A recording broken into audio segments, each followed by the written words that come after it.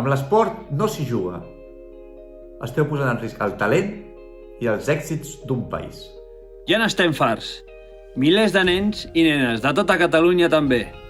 I és que no poden practicar el seu esport preferit. L'esport és segur. Ho hem demostrat amb protocols, mesures de seguretat i un índex de casos molt baix. Necessitem entrenar dins i fora de les instal·lacions esportives de clubs i gimnasos.